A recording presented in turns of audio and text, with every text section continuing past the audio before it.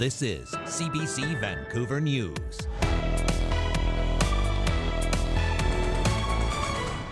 So a kid that wants to buy it can't just grab it off the shelf and take it up to the cashier at the local convenience store. BC tightens the rules on flavoured nicotine pouches, while others call for more. I would like to see a complete ban. Plus, a BC trucking company sues the province to try to overturn its suspension for repeatedly hitting overpasses. My only hope is that on the way to court, they don't run into a bridge. And now I've noticed a huge increase. We're getting rat calls in places we never really got that many before. is there a boom in the local rat population? We look at the impact of a BC ban on a popular rat poison. Good evening, I'm Dan Burritt. Thanks for joining us. The BC government says it is time to move flavoured nicotine pouches behind store counters. As of now, people will only be able to buy them through a pharmacist.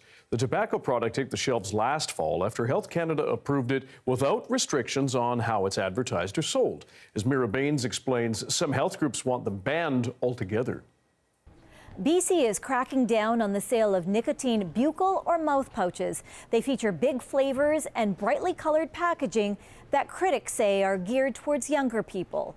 The province says the products, including the brand Zonic, will only be available behind pharmacy counters after today. So a kid that wants to buy it can't just grab it off the shelf and take it up to the cashier at the local convenience store. They have to go to the pharmacy counter. They have to have that engagement with the pharmacist, and that is a barrier, we hope, that will prevent young people from coming into contact with these addictive products. The pouches are used by placing them under the tongue. Some Surrey schools are finding some minors with the products. They're using it typically for the sensation that they get from the nicotine. The province says there are concerns these types of products, which can be addictive, will lead younger people to a lifetime of nicotine dependence. This Vancouver vape shop owner says his store doesn't sell to minors, although the product is becoming popular. Should be allowed to sell in smoke shop at least. Those are like properly for 9+, and like people are asking for it, especially the youngsters. Like you can age them between 19 to 30. Back in October, Health Canada approved the pouches produced by cigarette manufacturer Imperial Tobacco under the brand name Zonic as a product to help smokers quit. Imperial Tobacco says it's unfair to limit access.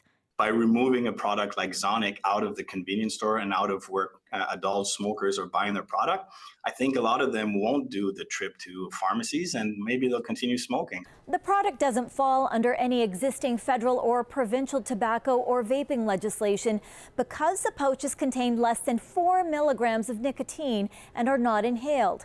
But how did it get approved in the first place? The way that this was presented is that it was for the purposes of cessation. In their marketing and their approach, it exists in a completely different way. We were duped.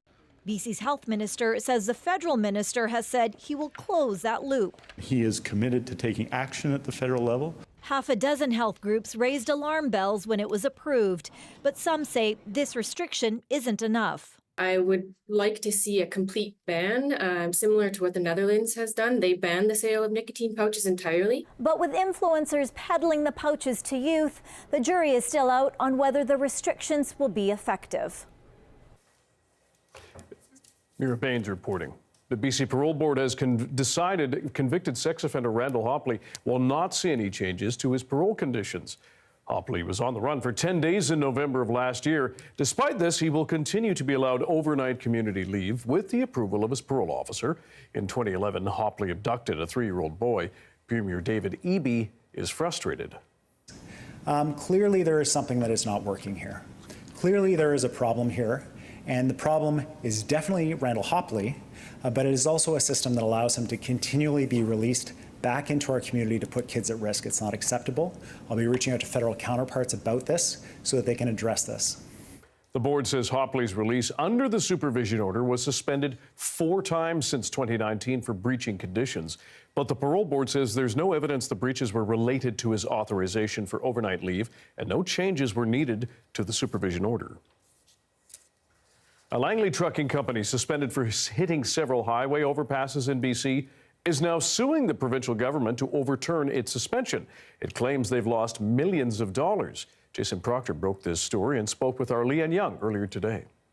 Jason, tell us more about why they're suing and what's prompted all this. Yeah, so it's a lawsuit, but it's kind of interesting. It kind of highlights this issue which has plagued BC highways in the past couple of years with all these crashes into overpasses. So this company called Chohan Freight Forwarders has been suspended. They've been involved in 6 overpass crashes, the most recent of which happened on December 28th. So they'd actually been suspended before that for 5 and then got back on the road, come up with a safety action plan. But this owner-operator, kind of an independent contractor, according to them, ignored their safety action plan and, acting on his own on the advice of friends, set off with a load that they believed to be too high for this ride, and basically smashed into an overpass on December 28th. And this was in Delta, traffic. right? Yeah, in Delta. And so they've been suspended ever since. But the interesting thing about this is they're stuck in what they say is kind of a limbo, because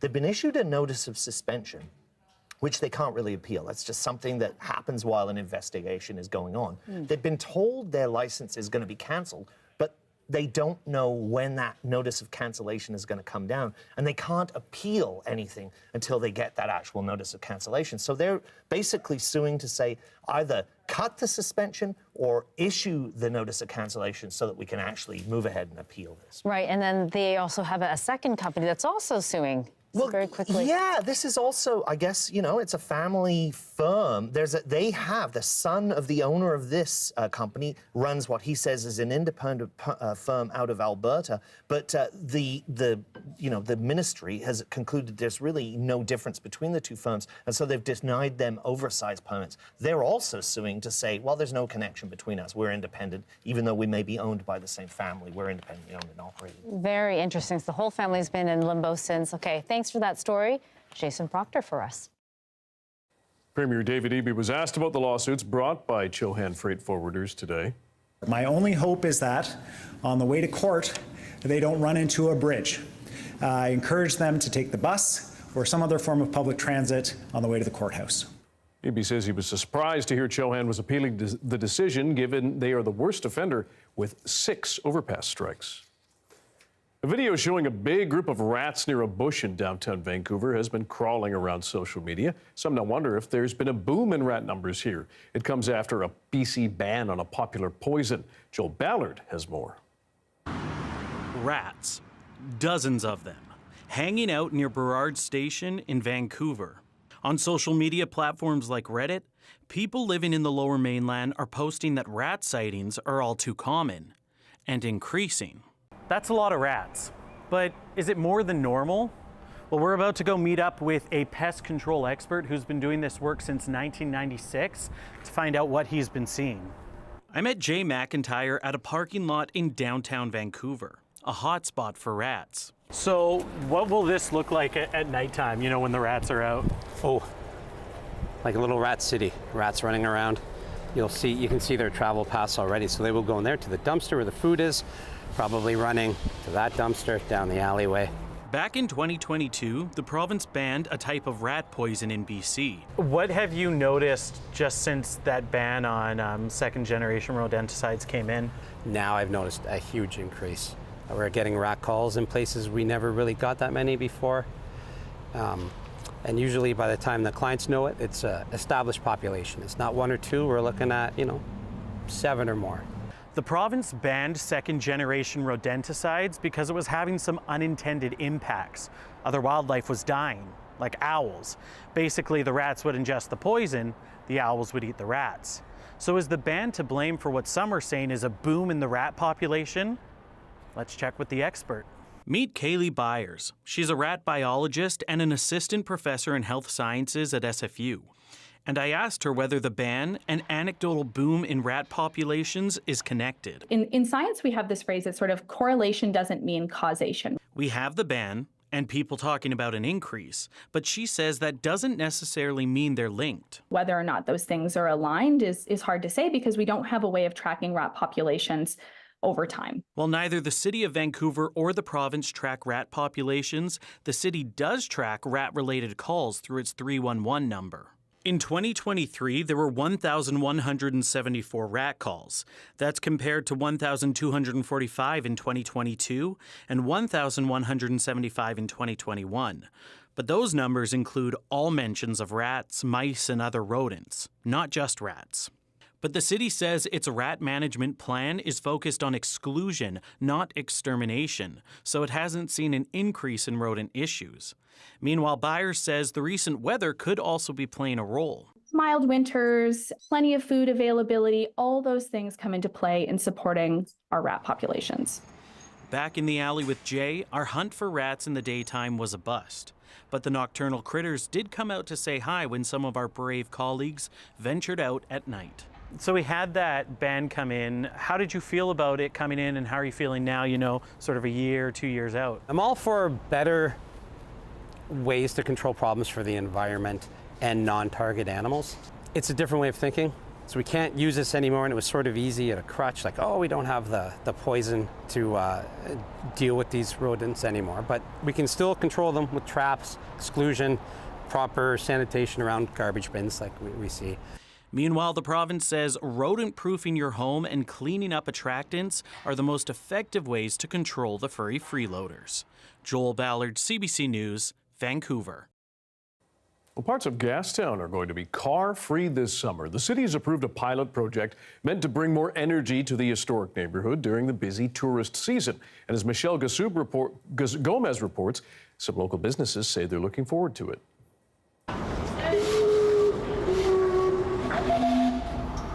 For the months of July and August, only pedestrians will roam these cobblestones.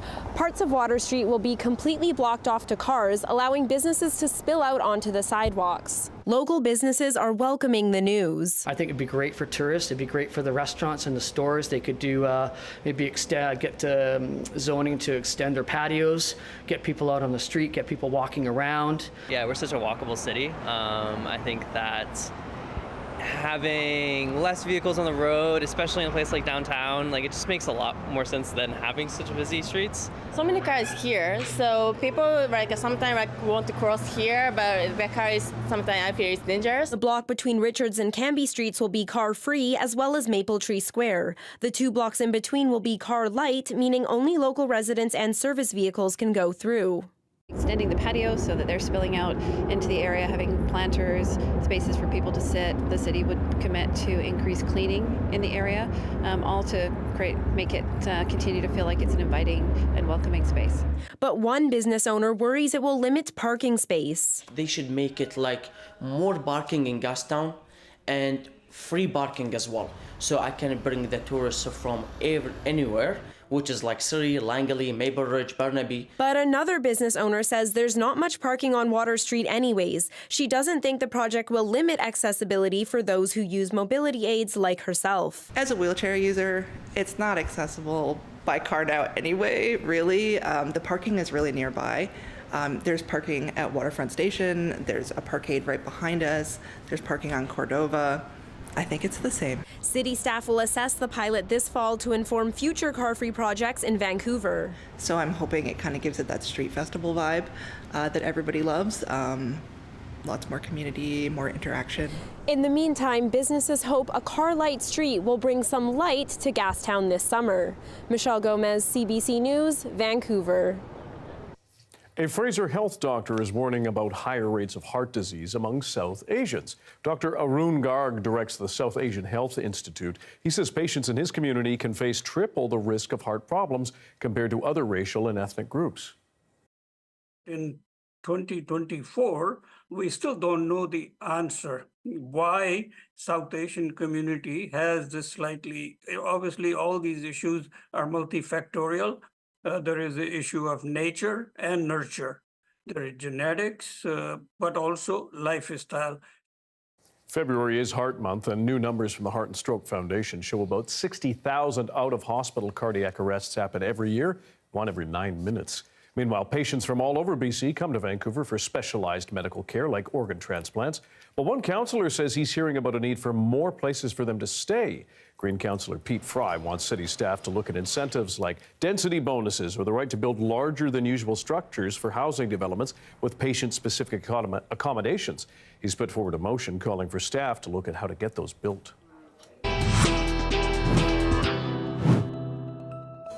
After the break, we'll show you a canine team that sniffs out diseases in hospitals. Stick around.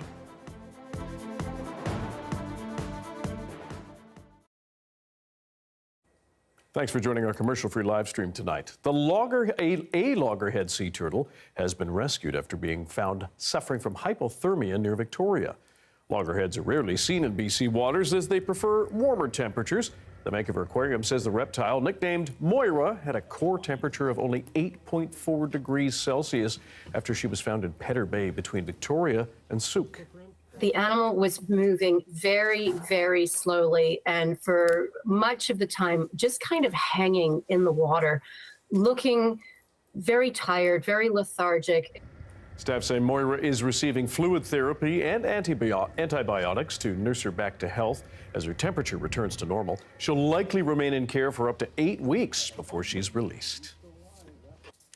The answers to the origins of life on Earth may be lying in a shallow, unassuming lake north of Kamloops. Scientists say Last Chance Lake has the right ingredients for the formation of early life. Well, while we were looking for phosphate-rich lakes around the world, we came across a master's thesis from the University of Saskatchewan. You know, it's from the mid-1990s, but tucked away in an appendix at the back were some measurements of Last Chance Lake, and it turned out that when we looked at it, it was, okay, well, this is the most phosphate-rich lake in the world, as far as we can tell. Some things are quite different compared to the early Earth. So today we have a very oxygen-rich atmosphere, which of course we're all breathing. The early Earth had essentially no oxygen in the atmosphere. The other thing is that we have a lot of life around.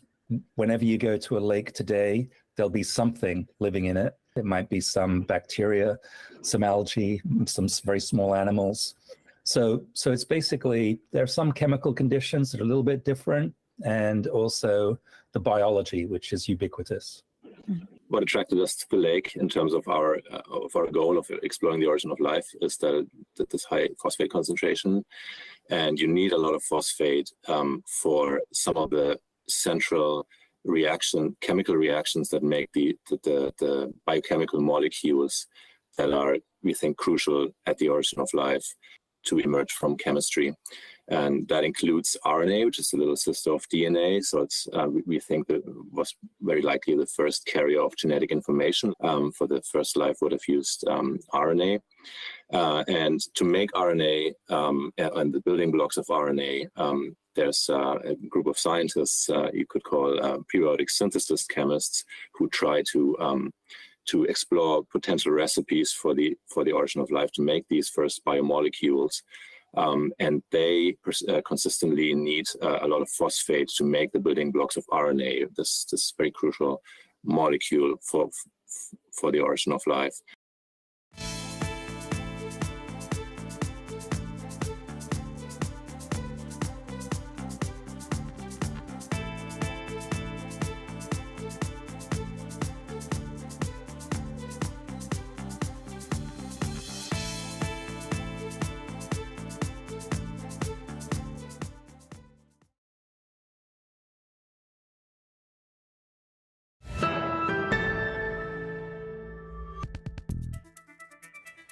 Dogs help us in many ways, including in healthcare. Vancouver Coastal Health has a unique canine care team that sniffs out diseases in hospitals. Our science and climate specialist Darius Madavi spent the day with some of those critters. We're here at Vancouver General Hospital, where we're going to meet a very special team called the Canine Care Team. And here we have Traveler. So we started 7 years ago with a program that we're looking to see if the dogs can detect environmental reservoirs of Clostridium difficile, C. diff, one of the superbugs. We saw a program in the Netherlands where a dog named Cliff was looking at patients on a unit to identify the patients that had C. diff on the unit. Here we can rapid check patients. We got the fast snap test, but there's no logistical feasible way to search the environment. So the dogs with their super sniffer capabilities fit that bill. So for the dogs, it's a game of association. They learn that if they find what they really like, was a toy or food, they get really good at finding that, and that's a game for them. Once they're good at that, we up the game a little bit and we associate it with whatever our target odor is going to be. For these dogs, it'll be C. diff. When they're good at that game, it's just the C. diff that's out there to find, and the dogs learn, if I find this C. diff that they've hidden, I get what I really want, which is for Anton a tennis ball and for Traveler, turkey. Right now, we're the only hospital in North America running a program like this. We've covered 32 hospitals throughout Canada, but we're centered right in Vancouver. What are we looking at here? So this is one of our training hides. It's made by our medical microbiology team down in the lab. There's a polymer plastic tube inside. It's called a get scent tube, and it's specially created to collect VOC, so volatile organic compounds, so the things that make things smell. So the little molecules of the C. diff odor get trapped in that tube, and so we're able to present the dog with the true odor of C. diff, but it's safe to train with, so because it's not going to contain any of the spores on it.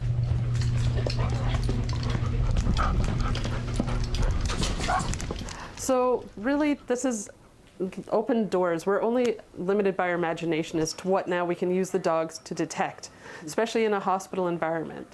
So right now we're looking at what our options might be to further expand to another pathogen, or to use them as a different type of tool, a quality assurance tool. You get it. Get it. Yeah, you get it. So when the dog's alert, we have a team that comes with us while we're doing a screening, and part of that team is our housekeeping staff, our environmental services staff, and they immediately take care of whatever the dog's alerted on with cleaning and disinfecting. Lots of people ask if our dogs just live at the hospital or what happens with them. Our dogs live with their partners, their people partners, or some of the dogs who are super busy and crazy, they also live in a kennel setting. I said, who has cookies? Who has cookies? Oh. So we partnered during the COVID pandemic, we partnered with Health Canada to do just a proof of concept if we could train dogs to alert us to COVID positive patient samples, and then if we could transfer that knowledge the dogs had learned in the lab setting to a long-term residence facility. And we ran a 6-week pilot project with that. And the dogs, unfortunately, we didn't have any COVID positive patients during that time at the residence, but the dogs were able to transfer their skills, no problem. So really that's just given us a roadmap for what we can do next for a virus or another bacteria. Oh boy. There's a live shot of Georgia Street. We're set for a bit of sun, then some rain on the south coast. Darius Madavi will have your BC-wide forecast after he's done playing with the dogs. Next.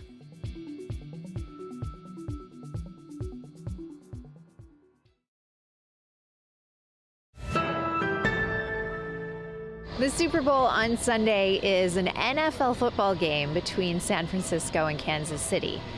But for some people in downtown Vancouver, all of that is beside the point. The Super Bowl is on Sunday. Yeah.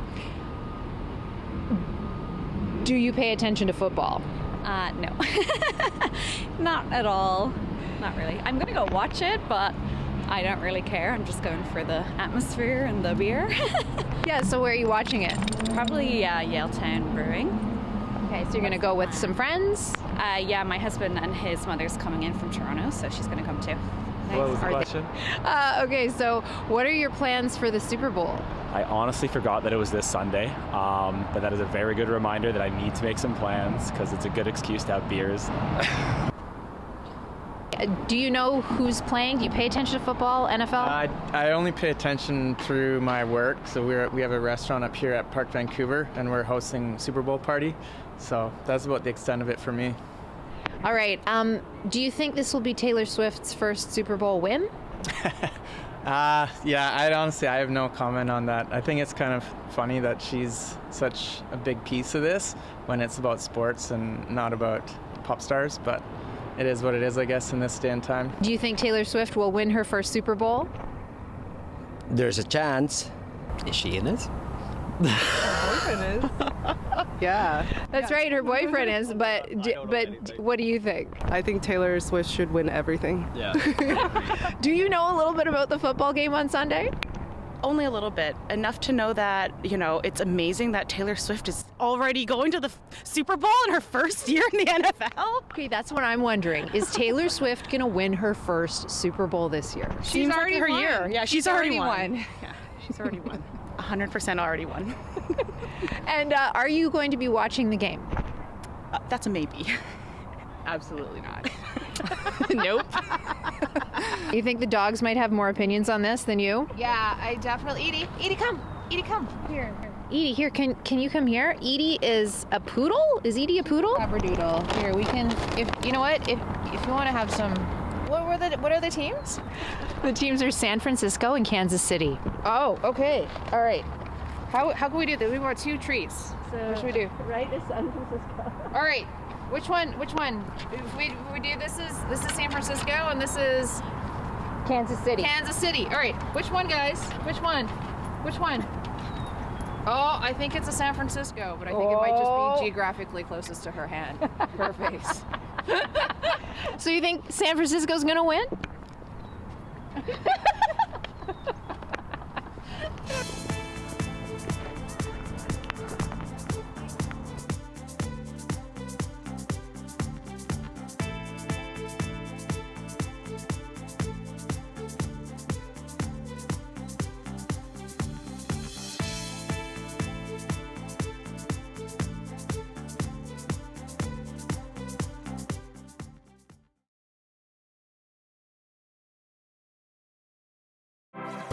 Hi, I'm Amy Bell, and here's what's in your CBC Vancouver inbox. On February 28th, join CBC Vancouver's Benit Brach at the Alumni UBC webinar, Empower Gen Z in the Workplace.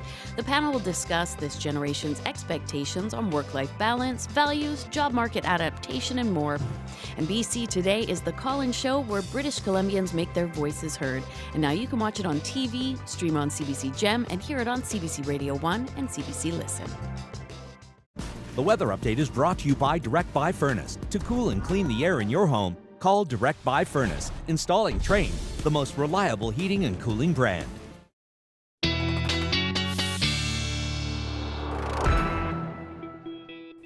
Time for our BC-wide weather forecast with science and climate specialist Darius Madavi as we got some more moisture coming in. Yes, and we could really use it. Aside from some really scattered showers across the south coast tonight, we're looking very dry until tomorrow.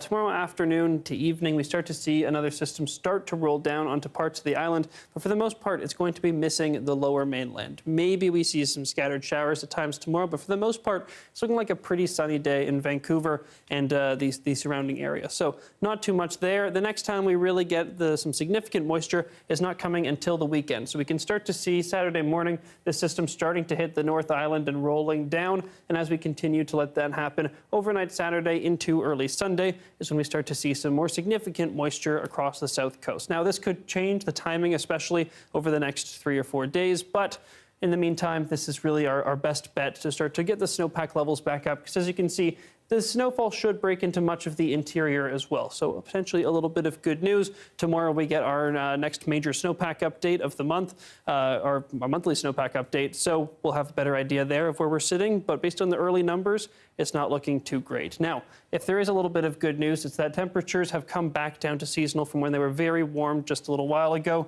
with the exception of parts of the south coast, which are still 3 or 4 degrees above normal. For the most part, we're back at seasonal. Now, over the next few days, that continues. Temperatures remain very consistent until we get into the weekend, when temperatures in the north do a bit of a jump. They should stay like that for a couple days and then start to come back down again, more than likely. But for now, that's the next major shift that we're looking for in the temperature front. In terms of conditions tomorrow, it does look like there's lots of activity happening, but for the most part, there's a very slight chance of showers or flurries throughout the interior. And really, the only activity we could expect is a little bit on the coast tomorrow afternoon. But even there, not looking like too much. If we zoom into the Vancouver mountains, you can see very little activity happening, not really any snowfall expected. Maybe a brief flurry tomorrow afternoon, but I wouldn't really count on it. And if we look at our 5-day forecast, still plenty of sunshine on the way, maybe some showers tomorrow, but again, that big chance comes overnight Saturday into Sunday. Okay, Darius, thanks very much. Thank you.